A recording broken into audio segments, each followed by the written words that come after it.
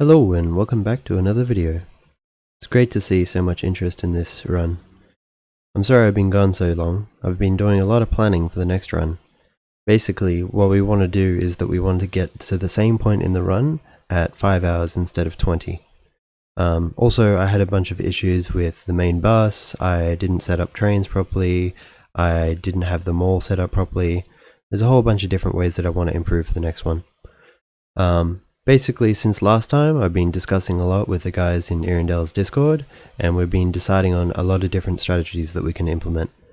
One of the main strategies that we want to do is to unlock beacons before we go to the first Vulcanite planet. So what you can do is that you can get 100 Vulcanite blocks from the Canary ship, and you can also get 100 blocks from the satellite base, and together you can unlock beacons.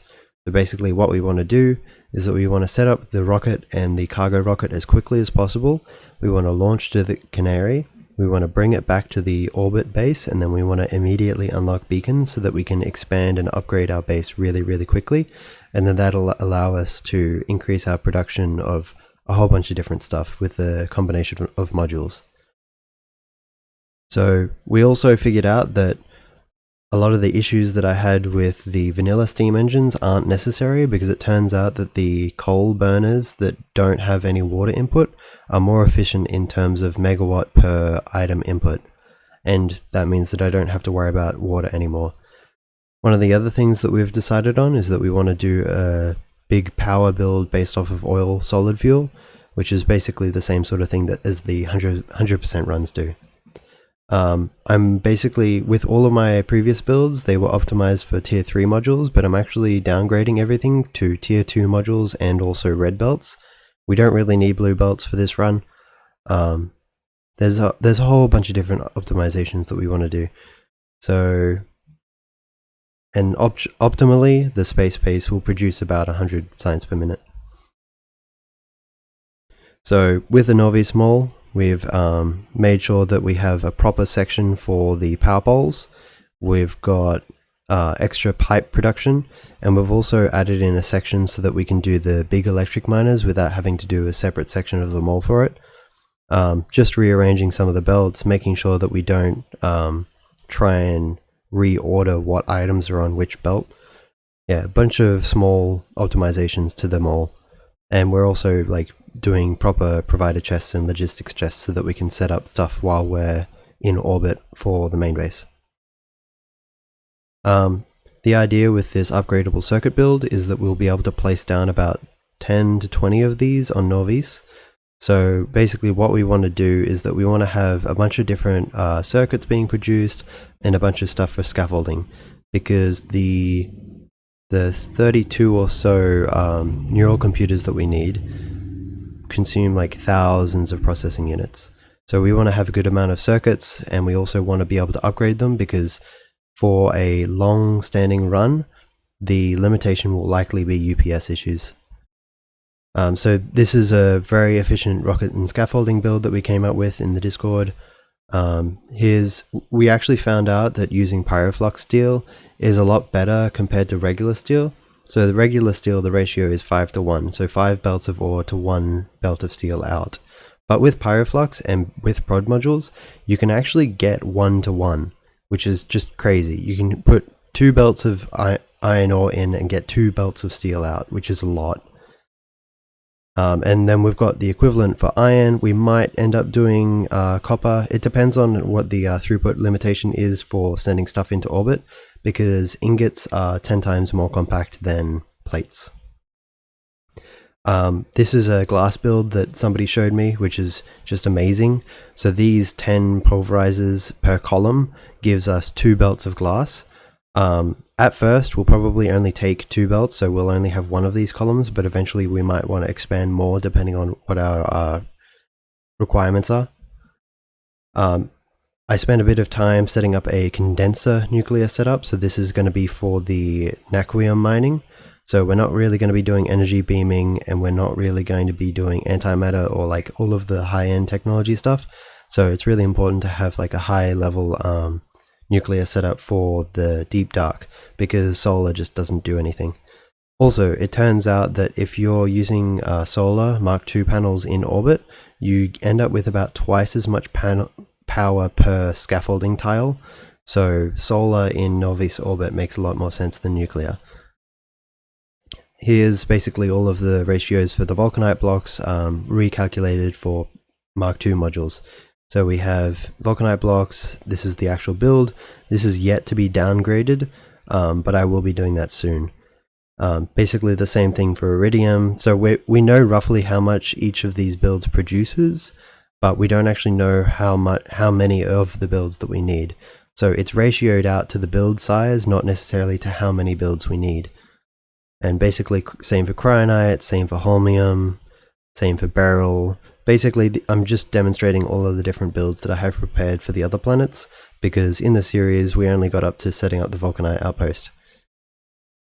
And then same for Vitamelange, which is basically the June spice. And then this is the thing that I've been spending a lot of time on, the space base. So as you can see, the central module is actually the satellite, the original little asteroid that you get. And then we have the data card production, we have data card recycling, we have thermofluid production, and we have particle production. So basically each of the adjacent modules are the things that use the most of it.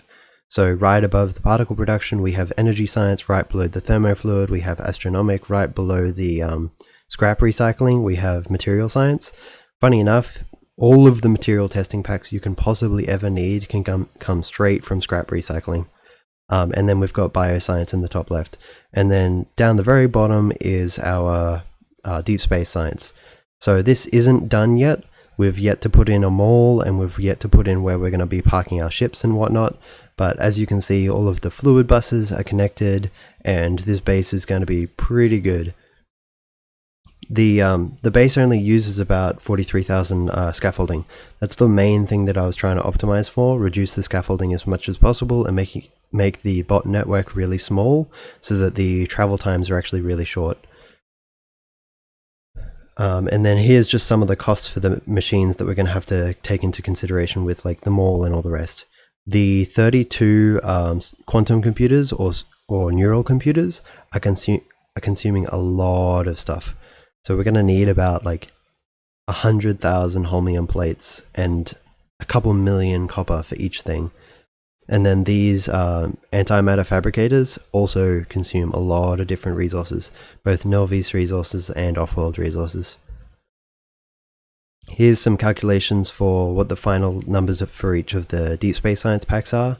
So this gives us an idea about how much naquium we need. So this is using Factory Planner. Basically we get roughly 27,000 naquium ingots and then 6,000 crystals. And then to get that much with, this is productivity 6 modules. Ignore the number of machines because this is per hour. Ideally we'll be wanting to produce this over multiple hours, but this gives us an idea that we need roughly 600k crushed, and 600k crushed is about 2 million raw. So this 1.5 million is the ore in the ground, the 2 million is the ore mined. So with, I think we're only going to be going up to mining productivity 5, so plus 50%, because the mining productivities after that is 7,500 of each bioscience, increasing by 2,500 each research. So it actually gets really expensive in terms of Vitamelange, and if you've played space exploration before, the Vitamelange requirements are really, really high. So yeah, and also we've done a lot of calculations to do with how much biosludge we need, because you can either choose to bring oil, sulfuric acid, whatnot, because the naquium requires sulfuric acid to mine, and it turns out that you can bring 2 tanks of biosludge, and then if you've got water ice on site and methane ice on site and iron on site, the only thing you have to bring is a bunch of barrels of biosludge, and then you can mine like 2 million naquium. Also, we'll be bringing a ton of iridium ingots to crush it before we send it. The way that we're going to be sending the naquium back is going to be with delivery cannons, and it turns out that if you use, I believe it's 10 delivery cannons at about 500 megawatts, you can send 600 crushed back per minute, which is roughly what we need. And that's basically a lot of the planning that I've done so far. I can give a little bit of an overview of the base that I've got going on here. So this is a test world. I am doing one of the main things that I want to do is that I want to figure out what bus I want underneath.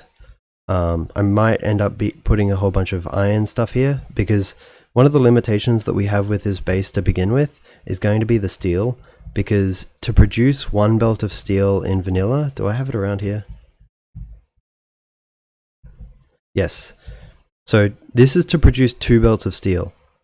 It's 10 belts of ore for 2 belts out versus this pyroflux steel, which is 2 belts of ore, 2 belts out. So we want to get to pyroflux steel as soon as possible, and ideally we don't actually want to build too much of this regular steel, because this regular steel is very inefficient on our ores. And also we don't really want to be investing a whole bunch of time building infrastructure that we don't use long term. So the idea here is that this big tile will be something that we copy multiple times, and then this part on the left is just something that we have once. So this is the main mall part of the base and the science part of the base, but then whatever's on this tile, we actually want to eventually have it as a copyable blueprint that we can put all over Novice, and it'll produce circuits, it'll produce modules, and it'll produce the most important thing for this game to get it quick, is scaffolding. So yeah, that's basically what I've been working on. I hope to do a run soon. Once I finish figuring out how this base is laid out, I'll start it up again, and then we'll see how we go. Thanks for watching. I'll see you next time.